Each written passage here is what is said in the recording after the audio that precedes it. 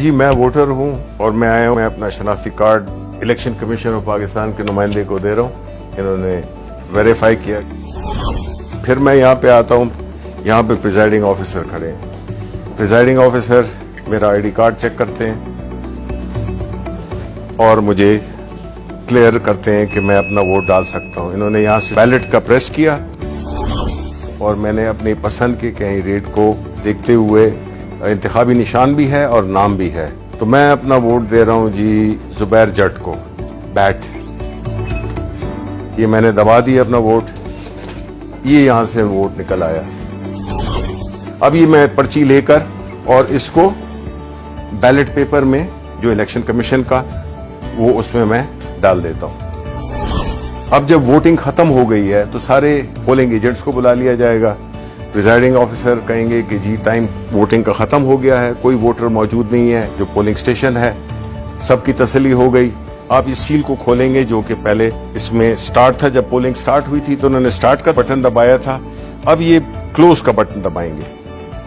اب پولنگ بالکل بند ہو گئی. اب اگر یہ بھی کرنا چاہیں, سٹارٹ کا بٹن بھی دبانا چاہیں دوبارہ, تو یہ نہیں کر سکتے.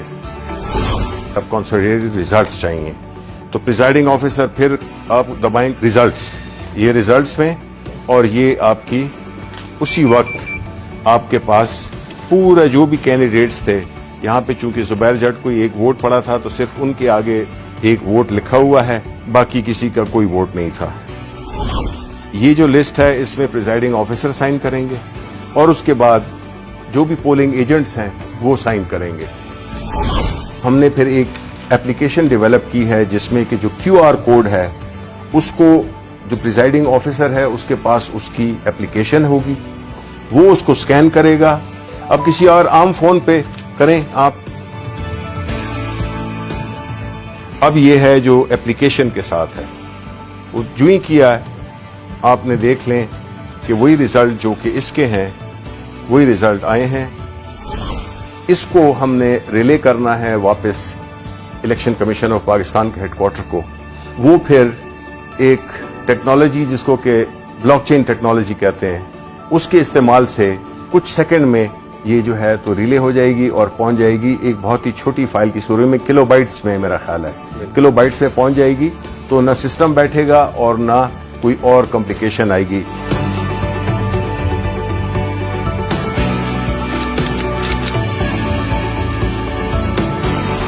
اگر کوئی یہ کوشش بھی کرے کہ وہ اسی طرح کا ووٹ پہلے تو چھپوا نہیں سکتا, لیکن اگر چھپوا بھی لے تو وہ ووٹ اس لیے کاؤنٹ آؤٹ ہوگا کیونکہ ہر ووٹ کے اوپر ایک بار کوڈ ہے. وہ بار کوڈ جب آپ سکین کرتے ہیں تو وہ آپ کو صرف ایک انفارمیشن دے گا, صرف یہ بتائے گا کہ یہ اس پولنگ سٹیشن کا بیلٹ پیپر ہے. تو ہمیں جب پوسٹ آڈٹ الیکشن کسی کو اعتراض ہو سکتا ہے تو تب بھی یہ انفارمیشن کے ٹائم اور جو پولنگ سٹیشن ہے صرف اس کی انفارمیشن ہوگی جو کہ سب کو دکھائی بھی جا سکتی ہے.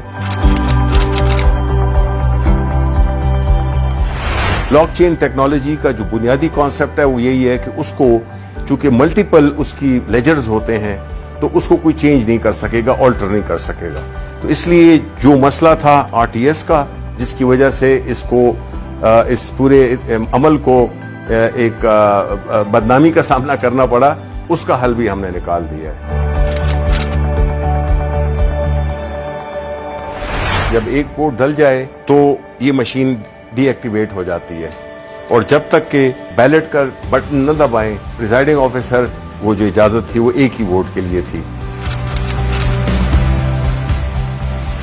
یہ صرف مشین نہیں, یہ پوری ایک سوچ کی تبدیلی ہے, اس نظام کی تبدیلی ہے. لوگ دھونس کے ذریعے, پیسے کے ذریعے اور مختلف غیر قانونی ہتھ گنڈے استعمال کر کے وہ ہارے ہوئے الیکشن کو جیت میں تبدیل کر دیتے تھے اور جیتے ہوئے الیکشن کو ہار میں تبدیل کر دیتے تھے. چونکہ ایک سٹینڈ الون مشین ہے جس میں کہ اس کا نہ کوئی انٹرنیٹ سے تعلق ہے, نہ اس کا کوئی وائی فائی سے تعلق ہے, نہ اس کا کوئی بلوٹوتھ سے ہے, تو یہ بیرونی اثرات سے یہ بالکل مبرہ ہے. دوسری بات یہ ہے کہ اس مشین میں کوئی آپریٹنگ سسٹم نہیں ہے جس کی وجہ سے اس میں نہ بگز ڈالی جا سکتی ہیں, نہ اس کو ہیک کیا جا سکتا ہے. جو کوئی بدعنوانی ہو سکتی ہے یا کوئی شیطانی ہو سکتی ہے کہ کوئی اس میں ایلفی ڈال دے بٹنز میں, تب بھی اس کی مشین کی پرفارمنس میں فرق نہیں پڑے گا. کوئی کیل لگانے کی کوشش کرے تو بھی نہیں ہوگا، پن لگانے کی، پانی پھینکنے کی، کوئی اور لیکوڈ پھینکنے کی، اس کی پرفارمنس کو بالکل افیکٹ نہیں کر سکتا.